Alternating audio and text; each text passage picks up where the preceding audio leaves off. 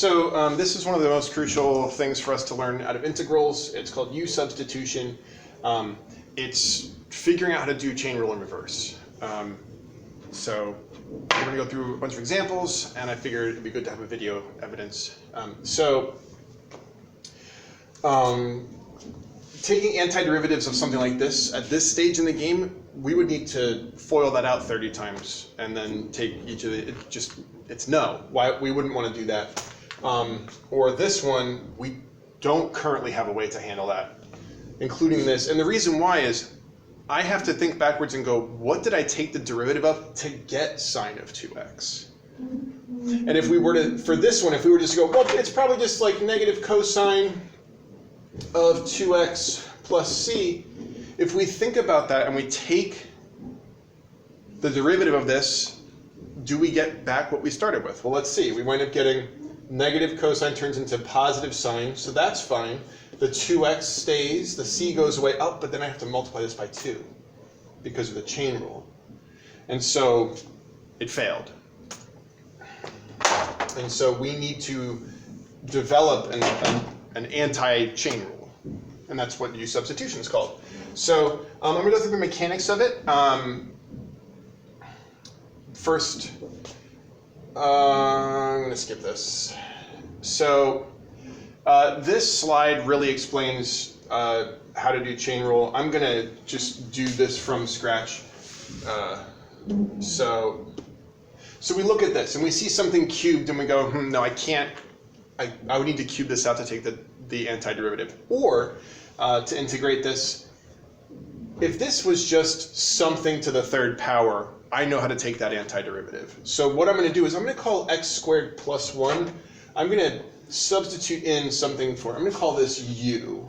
I'm always going to put the little hook on the u so that it's easy to tell when I write u or when I write v. Because v's won't have a little hook. So x squared plus 1. And so the thing is, there's a dx here and there's this other x. So I can't just say the integral of u cubed. Like, what I'd really like to see is integral of u cubed du. So that way this is my variable I'm paying attention to and this is my index of integration. As long as I have that here, I'm good, but I have all this mess that I still have to pay attention to. And so what we do is we take the derivative here. We get du dx, which happens to be 2x. And, well, if I look here, this 2x is represented here. So now I can put u there. I can put 2x there. I just need to figure out what to do with this.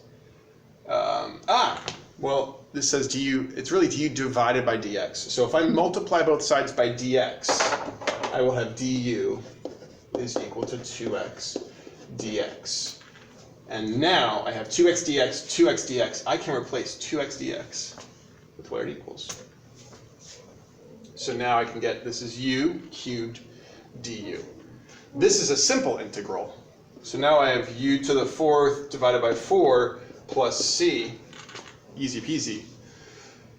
And to finish the problem up, all I got to do now is go back in and instead of writing u, write what u originally equaled, x squared plus 1. So this is now x squared plus 1 to the 4th over 4 plus c.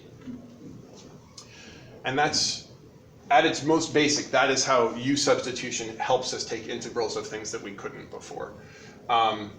Just to kind of prove this, that this is true, that we're not just making stuff up, if we take the derivative of what we got here, we should end up with this x squared plus 1 cubed, 2 times 2x. We should get that. If we do, then this is a true thing that we can use, or at least hopefully it's more convincing.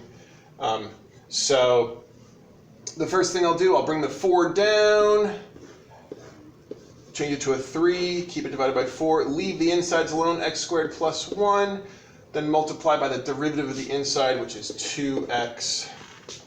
The c's derivative is it's a constant, so derivative of a constant is 0, so gone. 4 divided by 4, bip, bop, x squared plus 1 cubed times 2x. So, it's not magic, it's u-substitution. Next example. Okay, so these are two more examples that really follow in the same vein as that first one. So this first one, if I were to set u equal to, basically finding your u, you have to decide what u is going to be. I could make x equal to u, but there's a problem with that. Don't write this.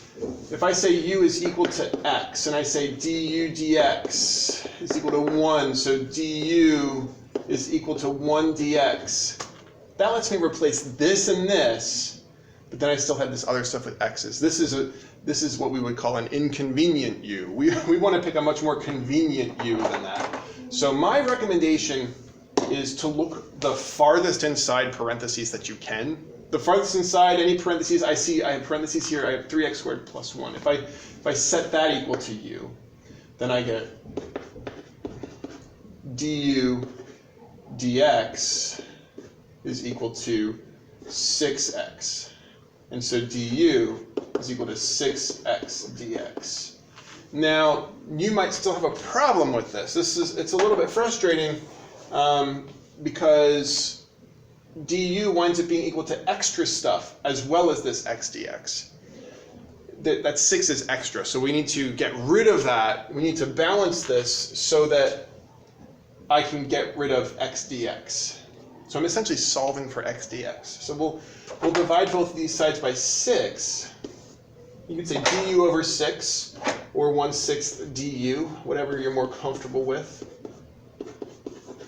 And so now I can go in and I can say, okay, well I've got u squared du. No, not du. It's 1/6 du. Which is an ugly way to write it. Much nicer way to write this would be pull the 6th out because it's a constant. So now when we take, just box that off. Now when we take that integral, we'll get 1/6 times u cubed over 3 plus c. Lovely. 6 times 3 is 18, so we have u cubed over 18 plus c. And now we'll just drop u back in as what it was. 3x squared plus 1 cubed over 18 plus c. Okay. Any questions? No, good. All right. So yeah, that's that example. We'll move on to our next example.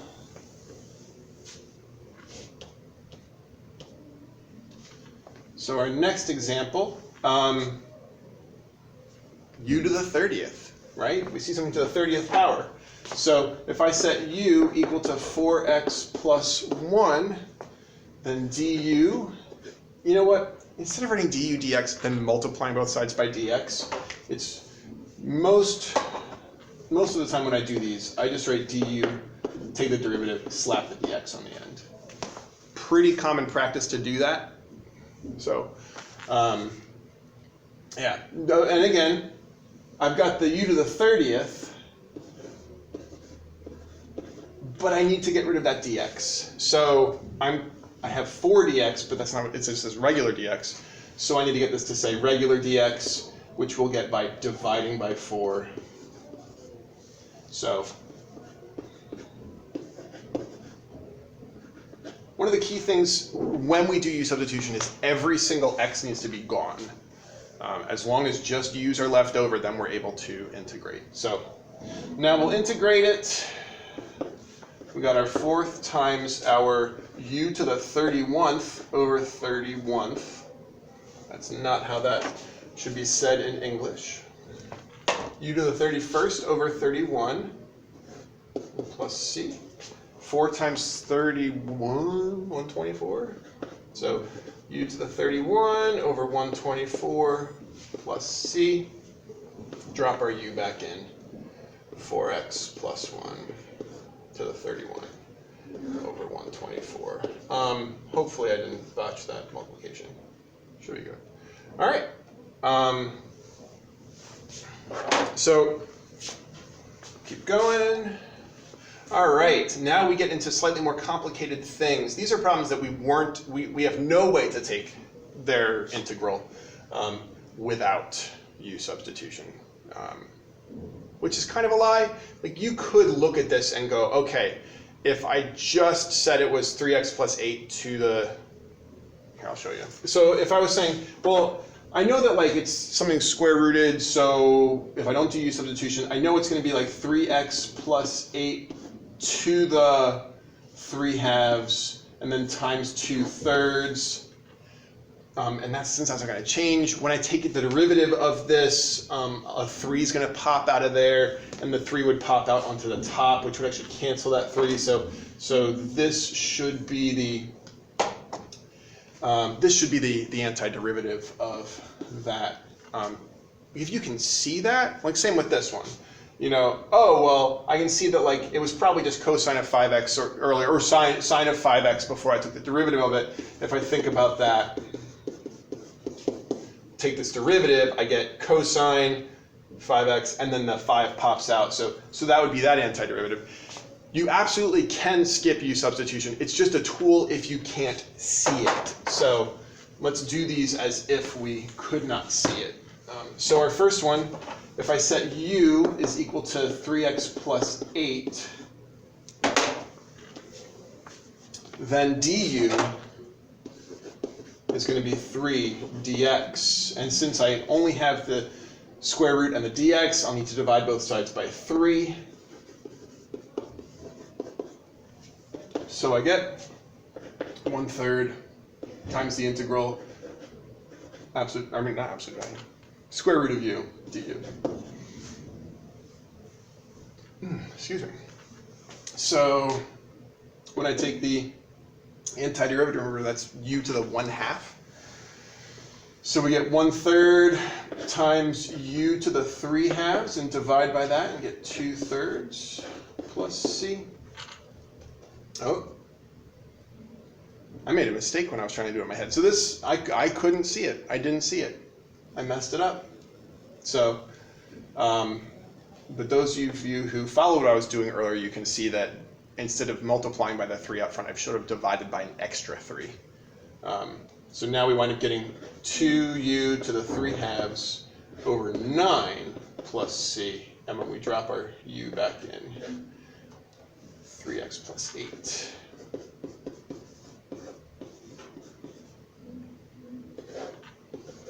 There we go.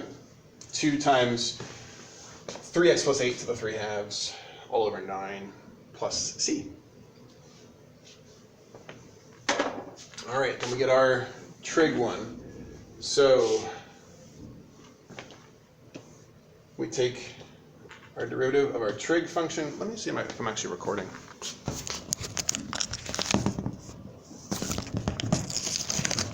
Cool, I am. All right, we take our derivative of our trig one. So, no, you actually want to do u subs first. So we set u equal to the most inside thing that we have. We take our derivative. There's somebody at the door.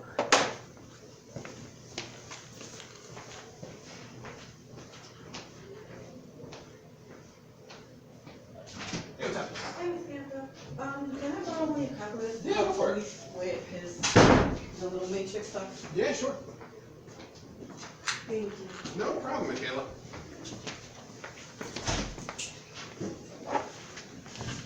All right, so du is equal to 5 dx.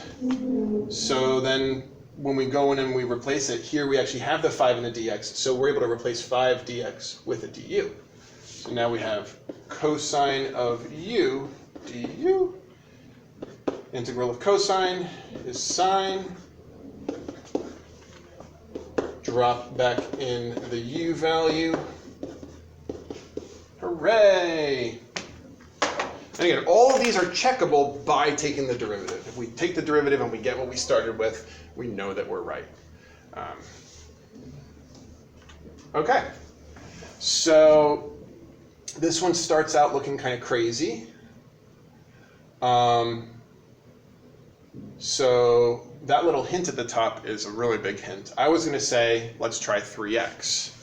And if you're kind of following along with me, don't. if we say this, u is equal to 3x, then du is equal to 3dx. And I would have to say a third du is equal to dx.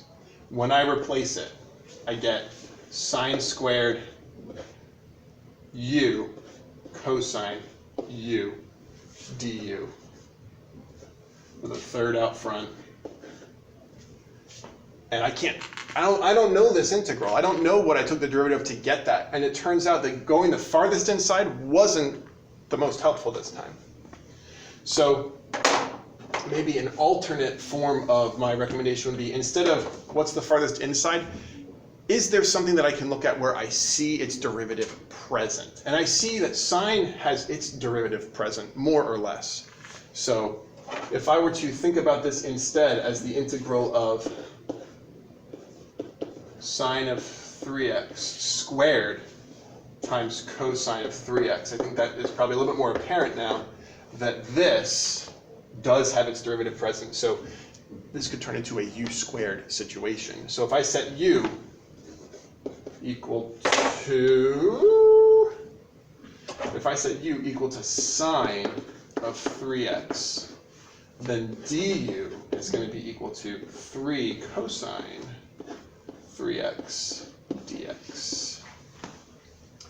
And now this is very close, cosine 3x dx. We just need to bop that 3 over to the other side, get our 1/3 du, gets us our cosine 3x dx. I am going quickly through this because it's a video and you can pause it. In real life, this might take a little bit of time to see these things.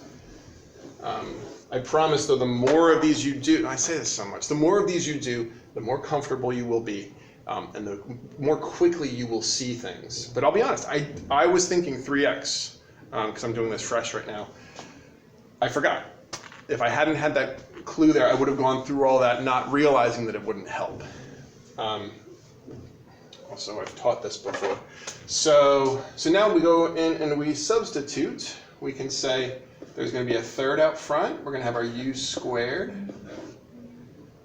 All that, yeah, just du. So we're left with a third times u to the third over 3 plus c. So when I dump everything back in, we get our sine of 3x cubed all over 9 plus c. Nice. Now that's not the best way to write this. Traditionally, you will see this written as sine, I can't write an s to save my life, sine cubed 3x over 9 plus c. But just realize that that's the same thing. It does mean the exact same thing. There's no difference. Okay, let's move on to our second example.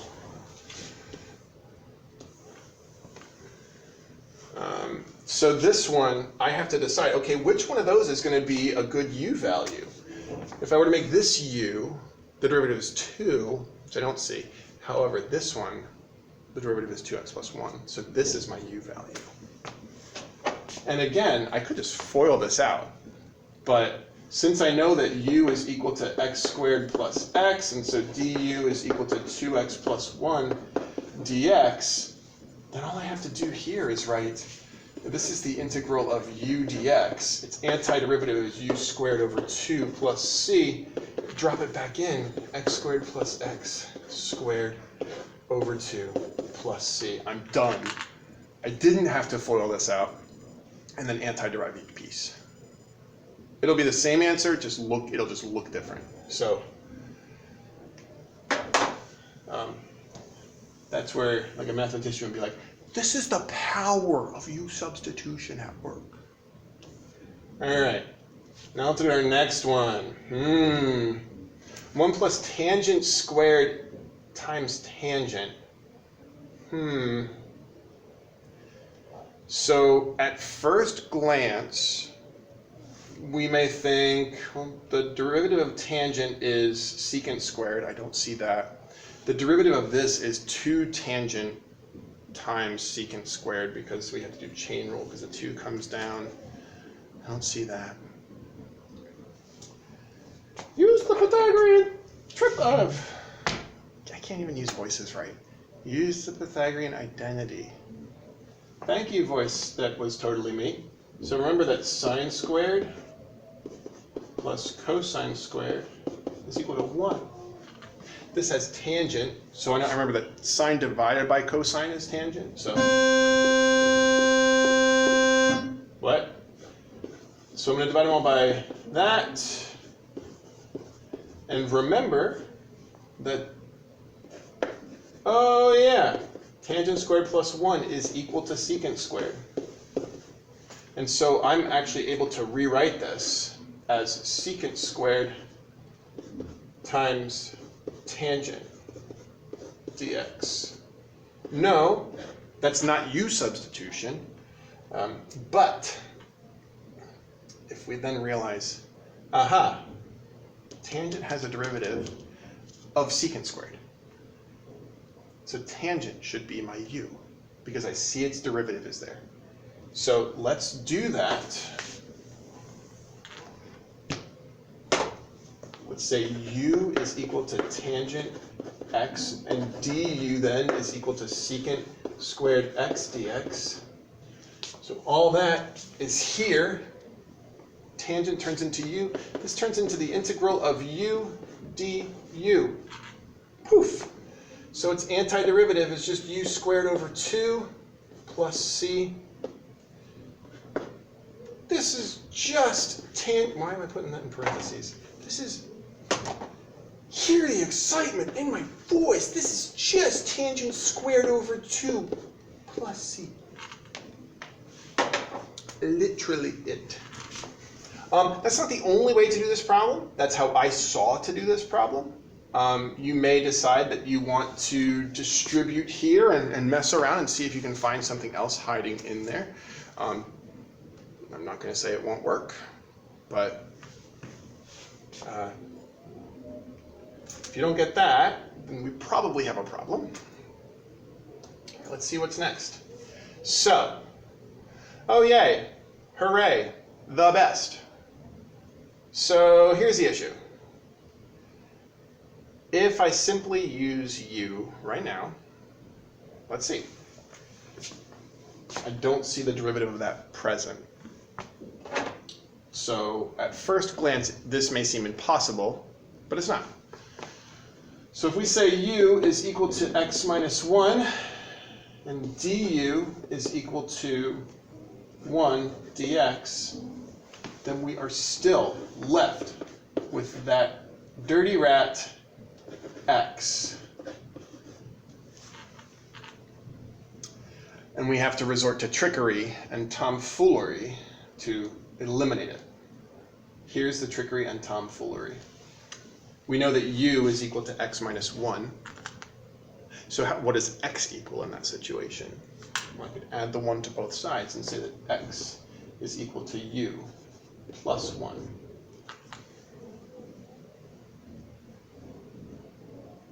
If I then were to go in here and substitute x for u plus 1,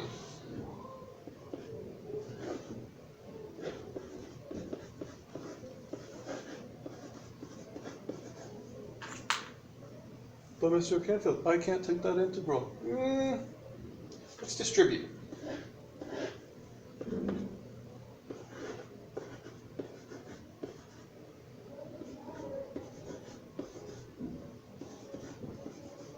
But Mr. Canfield, I don't know what to do with that. Remember, this is u to the 1 times u to the 1/2 plus u to the 1/2 du.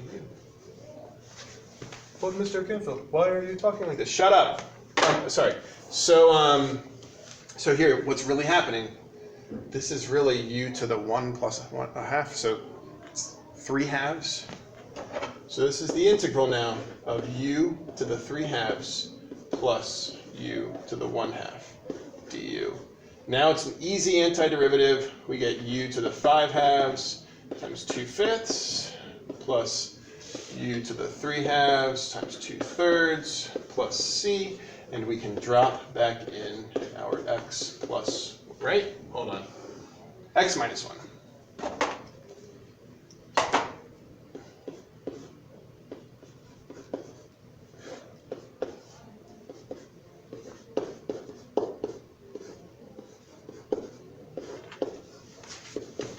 Hooray! So let's recap this problem really quick, even though you can just rewind. The big deal was we tried our u, it didn't make everything else go away, so we went back and we played with our original u equation, not the du equation, the u equation, to eliminate the other x. There is a lot of flexibility in these problems. This isn't like the quadratic formula where all the numbers belong in the same place every time. This is a tool that's very flexible. Did I say the word flexible? It's flexible. And in case I didn't mention, it's something that's very flexible in problem solving. And your limit on this is what you can figure out to do. We're gonna have to be very clever sometimes with our u's. There are gonna be a lot of times when I'm like, hey guys, here's another trick. Here's another trick. And I'm gonna show you guys lots of different tricks that people have figured out to handle difficult integration. So at first glance, this one says to me, I probably want to try the x plus 1 for my u, because that's inside a square root, and I don't know what to do with that. So, all right, let's see what happens. Am I going to die?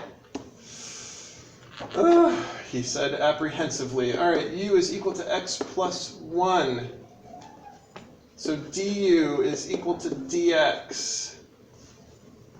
So when I go in and I replace it, I get the whole mess on the top over the square root of u. Oh no, oh no. Okay, so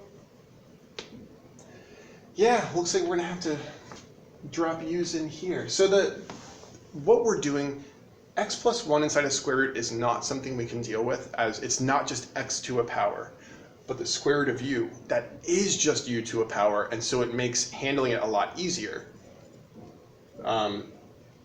So that's the whole purpose of doing what we're doing. So up here, I can solve this and get u minus 1 is equal to x, and now get u minus 1 squared plus 3u minus 1, which looks horrible compared to what it used to be, but when we FOIL this out, we get u squared minus 2u plus 1 plus 3u minus 3 all over our u to the 1/2 du. And if we clean this up, we get u squared plus u minus 2. And each of these are over u to the 1/2. So instead of me putting them all over it together, I'm going to put it separately.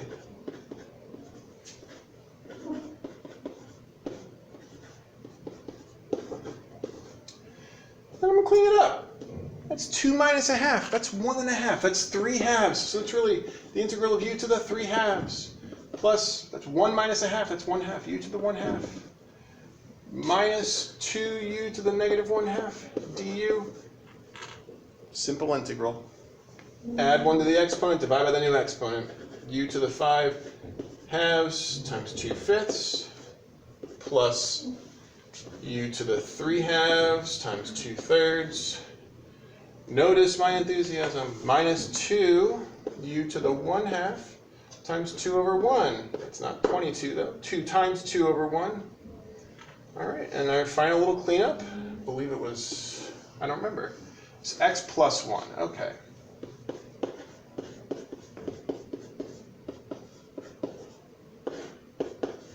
And then it was x plus 1. So, tedious, I can see that. Difficult, yes. Finding w, plus c.